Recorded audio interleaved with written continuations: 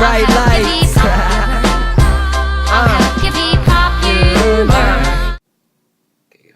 To start the problem, x equals the square root of x plus 7 plus 5, you have to isolate the radical. In order to get it alone, you must first subtract 5 from the right side and the left side. The 5's on the right side cancel out, and the problem is now x minus 5 on the left, and on the right side, we have isolated the radical to the square root of x plus 7. The next step is to get rid of the radical on the right side of our equal sign. In order to take away the radical, we must square each side. The radical sign is now cancelled because squaring is the opposite operation of the square root. The new problem is now read as x squared minus 10 plus 10x plus 25 equals x plus 7. A common mistake with squaring something like x minus 5 is turning it into x squared minus 25. That's why the FOIL method is so important in the outcome of this problem. As we approach our next step of our procedure, we look at what we have done and we see some like terms.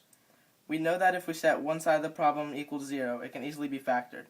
To set the problem equal to 0, subtract x and 7 from both sides.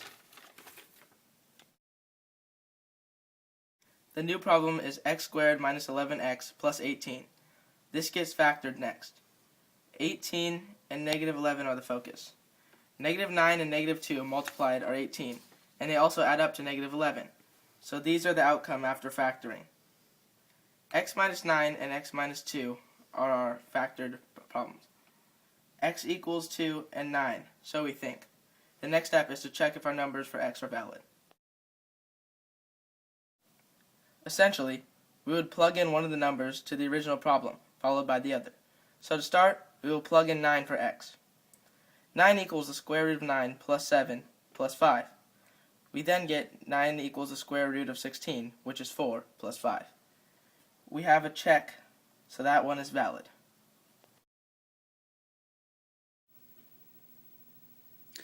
We have had some technical difficulties, and Marcus could not be here today because he lives in Folsom, so this is Toph Buzzard, and I'll be taking over the final two steps of his video. So for the second check, you put in 2. You get 2 equals the square root of 9 plus 5. 2 does not equal 3 plus 5, which is 2 does not equal 8.